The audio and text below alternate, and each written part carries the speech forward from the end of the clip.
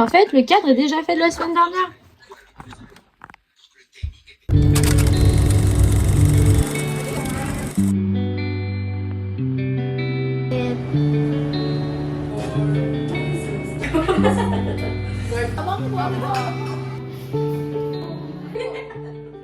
Salut l'équipe, j'espère que ça va bien, mais ça va du feu de Dieu.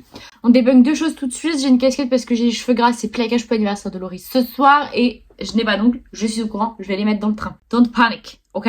Aujourd'hui, je vais aborder un sujet qui est à la base personnel, c'est mon approche entre ma passion du maquillage et le côté éco-responsable que j'essaye d'y mettre aujourd'hui.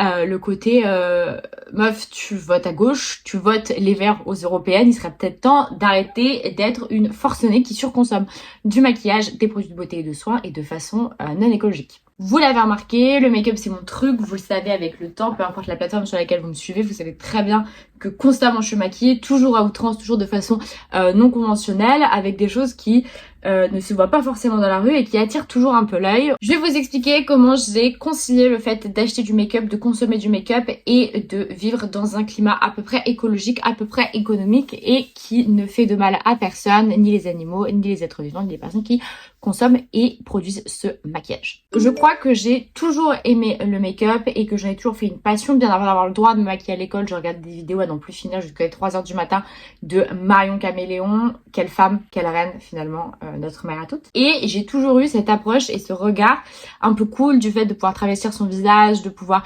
s'éclater avec les couleurs, les textures, les envies, les besoins, d'être un peu original et de se démarquer par cet aspect-là. Et c'est comme ça que je suis tombée dedans. Et depuis mes 16 ans, je me maquille absolument tous les jours que Dieu fait. Et surtout, je ne lâche jamais mon liner et mes couleurs.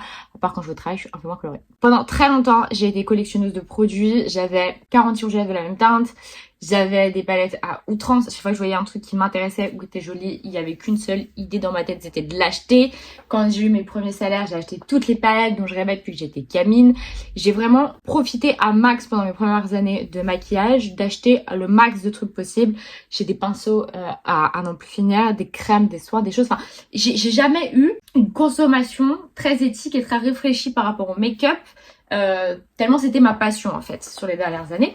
Et c'est pour ça qu'un jour, il a fallu que je me restreigne. Aujourd'hui, je contrôle à 100% ma consommation de make-up. Par exemple, je ne rachète plus tout ce qui est produit utilitaire du quotidien. C'est-à-dire mascara, tant que c'est pas fini, je rachète pas. Liner, gloss, crayon noir et mes gouttes bronzantes aussi, je crois. À part là, par exemple, vous voyez, j'ai un mascara qui est vide parce que je suis restée dormir un soir à Paris, c'était pas prévu. J'avais pas de maquillage sur moi, je vais pas au travail démaquiller. Je vais jamais démaquiller nulle part. Je jette un mascara, un liner, un crayon glacé comme ça et je le mets dans une trousse de survie pour le laisser chez un pote ou chez une pote où je sais que je vais dormir et que je risque de dormir sans y avoir pensé et sans le vouloir. Il y a d'autres produits que je rachète et que je ne rachète pas. Exemple, les rouges à lèvres, je ne rachète plus de rouges à lèvres rouges puisque je pense que quand j'aurai fini tous les rouges à lèvres rouges que j'ai et que j'ai acheté à outrance, j'aurai 45 ans. Mais je vais acheter d'autres nuances et d'autres teintes. Ça là sur mes lèvres, c'est juste... C'est une couleur infinie et un rendu qui est incroyable que j'ai trouvé nulle part ailleurs. Donc celui-ci je le rachèterai jusqu'à ce qu'il soit discontinu, c'est sûr. Et si je vois qu'il est discontinu, je pense que j'en achèterai deux d'avance quand je verrai qu'il serait bientôt out of stock. Blush, highlighter, si c'est la même tonalité, les mêmes teintes, le même fini, je rachète plus non plus. Mais je m'autorise à acheter des choses où la teinte c'est pas tout à fait celle que j'ai. Enfin, faut que ce soit quand même un peu différent. Genre je vais avoir un framboise, un rose et un pêche de blush dans ma truc. En poudre et en crème parce que c'est pas la même utilité, c'est pas la même chose. C'est pareil, fond de teint, je vais pas en acheter 6, tu vois, j'en ai un avec ma teinte d'hiver, un avec ma teinte d'été. En règle générale, c'est toujours les mêmes teintes d'hiver et teintes d'été. Si ça bouge pas trop, je vais pas en racheter, tu vois. Il y a un endroit dans lequel j'arrive pas à me restreindre et qui est horrible, c'est les palettes pour les yeux. Je suis, je pense, complètement addict aux paillettes pour les yeux. Je pense que je n'y arriverai jamais à m'en sortir. Regarde, non, je tends le bras juste. Et foncièrement, là tu vas regarder celle-là et celle-là. Toi tu vas pas voir de différence. Toi tu vas pas comprendre pourquoi j'ai les deux. Mais si, parce que celle-ci elle tourne vers le rose et celle-ci elle tourne vers le rouge. Même si c'est deux palettes de neutre parce que c'est la Natural Flirt et la Super Natural Glow. Et attends, va venir. Ça c'est la Abby Robert avec Morphe. Ok. Ça c'est la Nikita Dragun avec Morphe. Et tu vois, en mode du maquillage, j'y vois pas, il sait pas. Mais il y a aucun fard qui est pareil dans ces deux palettes. Celle-ci a le plus vécu, hein. Celle-là on peut voir qu'elle a un moment. En même temps la collab est vieille. Et puis c'est des collabs, donc c'est des éditions limitées ces deux-là, tu vois. Ça, c'est une pépite. Et à côté, j'ai celle de Marion avec Sephora, la 1, et j'ai la 2 aussi. Non, ça c'est la 2. C'est la 2, j'ai la 1. Et je me suis rendu compte que j'avais une surconsommation de make-up à Noël parce qu'on m'a offert cette palette que j'avais déjà achetée. on me l'a offert. Donc ça veut dire que vraiment, j'ai un problème parce que même les palettes qu'on m'offre à Noël, je les ai déjà. Donc j'essaie de me sevrer de l'achat de palettes pour les yeux, mais je crois que c'est quelque chose que je n'arriverai jamais à faire, donc on va vivre avec. Comment est-ce que je fais en sorte que malgré ma consommation, voire surconsommation de certains produits, je reste quand même un minimum éthique? Sur plein de produits, je me demande si je vais vraiment en avoir l'utilisation au quotidien, mais ça c'est pas que dans le make-up, c'est aussi dans la skincare, c'est aussi dans la haircare, etc.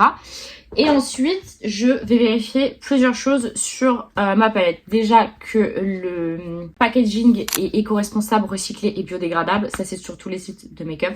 Ensuite, je vais vérifier que les compositions sont complètement véganes. Donc là, en fait, t'as que des pigments naturels ou chimiques, mais pas de pigments animaliers. C'est-à-dire que là, t'as pas du carmignon dans ton rouge. Je vérifie à ce que la marque ne soit pas testée sur les animaux.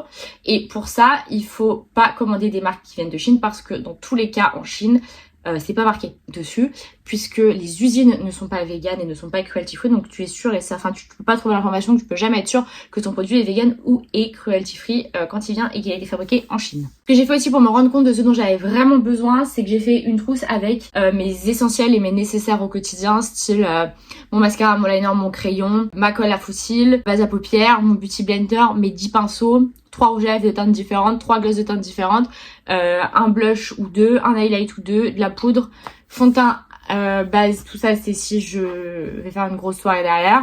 Genre ce soir, tu vois, je sais que je vais prendre tout mon nécessaire et c'est tout. Et j'avance comme ça et c'est comme ça que je me suis rendu compte que non Lisa, tu n'as pas besoin de gel à sourcils puisque tu ne fais pas tes sourcils. Donc ça ne sert à rien d'en acheter, tu ne les fais pas, tu ne les fais jamais, tu ne les as jamais épilés de ta vie. Tout le monde le sait, tu le sais, je le sais, tout le monde le sait. En gros, tu peux avoir une passion qui peut consommer si tu la consommes de façon éthique ou en tout cas que t'essayes. Moi, je sais que je vais beaucoup mieux avec mon rapport à ma passion et à mon maquillage et à ma surconsommation, donc maintenant que je ne surconsomme plus ou que ma consommation est faite de façon éthique, responsable, biodégradable.